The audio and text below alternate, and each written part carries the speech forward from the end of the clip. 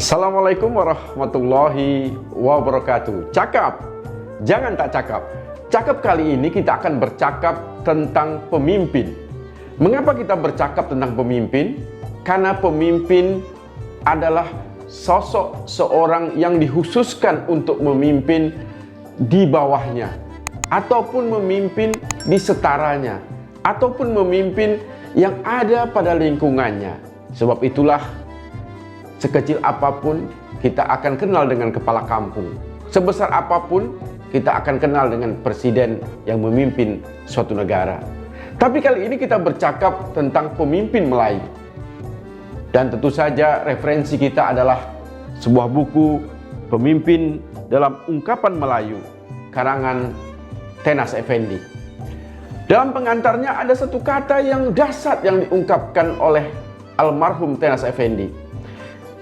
Katanya adalah, bila pemimpin tak tahu diri, umat binasa, rusaklah negeri.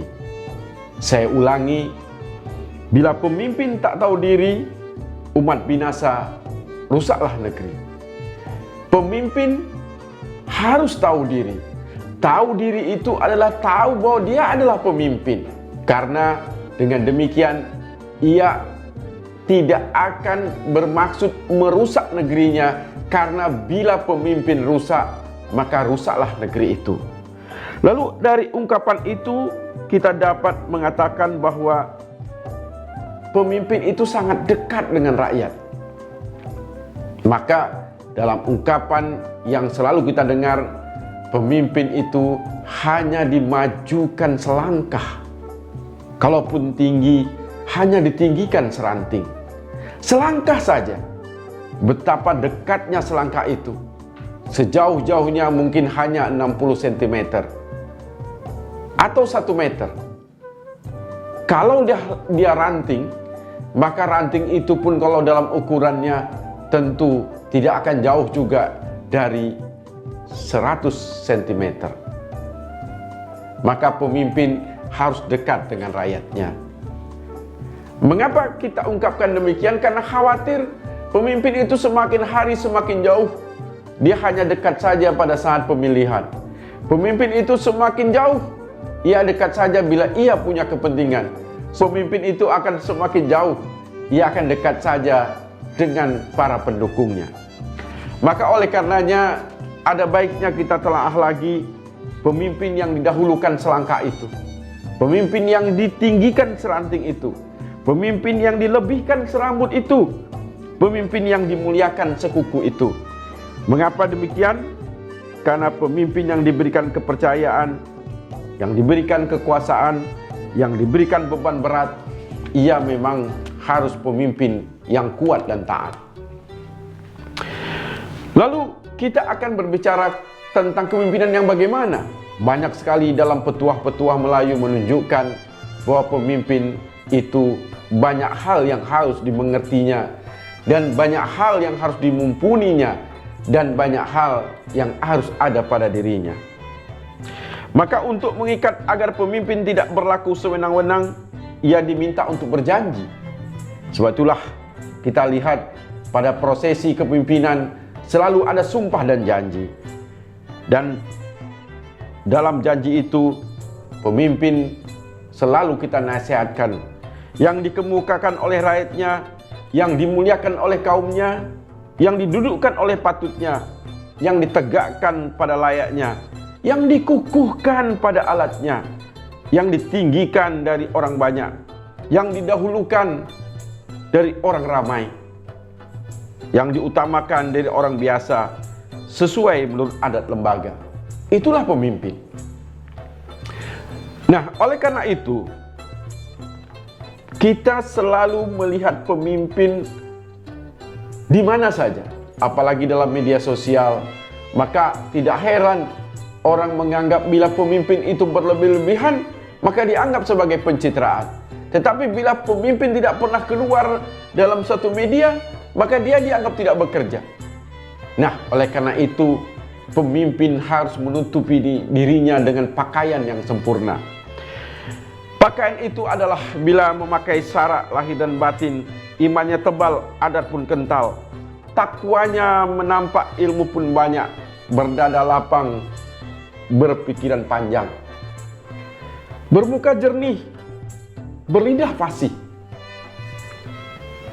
berpendirian kukuh, berakal senonoh, berpijak tidak berkisar, bercakap tidak berdalih, beraninya menahan uji, setianya tahan dicoba, taatnya tahan dilipat, tegaknya pada hak, duduknya pada elok, berbekal pada yang halal, berpetua pada yang berfaedah, berwasiat pada yang bermanfaat, bercakap pada yang beradab, berkata pada yang bermakna, memakai pada yang sesuai, makan pada yang sepadan, bergaul pada yang betul, berkawan pada yang sejalan, bersahabat pada yang bersifat, berguru pada yang tahu, menuntut pada yang patut.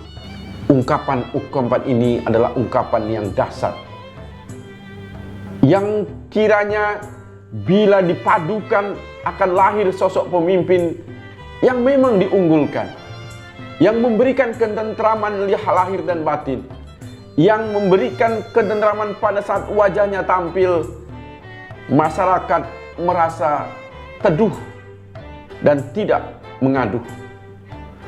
Bila melihat wajahnya, masyarakat merasa cerah, tidak melihat lelah. Dan tentu saja inilah yang akan menjadi pedoman kita bila kita menjadi pemimpin ataupun berhadapan dengan seorang pemimpin. Pemimpin itu harus tahu duduk dengan tegaknya, tahu alur dengan patutnya, tahu berbudi, arif memberi, tahu menimbang, arif menenggang, tahu merasa, bijak berbicara, tahu membaca dalam gelita, tahu menyimak dalam kemak, tahu memandang masa datang, tahu menengok hari esok. Banyak sekali yang harus ditahu oleh pemimpin. Karena pemimpinlah yang harusnya lebih tahu dulu daripada rakyatnya. Maka tahu membela segala rakyatnya, tahu menjaga kampung halamannya, tahu menyukat sama pepat, tahu membagi sama isi, tahu berjalan tidak melendan, tahu melangkah tidak melapah. Dahsyat. Pemimpin yang tahu akan menjadi pemimpin yang dahsyat, pemimpin yang kuat, bukan pemimpin yang berkhianat. Oleh karena itu, pemimpin harus benar-benar dapat menjalankan tugasnya. Menjalankan tugas tahan beragas, menjalankan amanah tahan dilapah, menjalankan yang hak tahan diinjak, menunaikan janji tahan dikeji, membela rakyat tahan dikerat, membela bangsa tahan binasa, membela negeri tahan mati, rajin bersedekah pantang meminta, rajin berguru pantang berseteru, rajin beramal pantang menyesal, rajin menolong pantang disanjung. Kata disanjung ini juga menjadi pedoman kita bila melihat pemimpin. Karena kalau pemimpin suka disanjung, nanti rakyatnya akan menjadi bingung.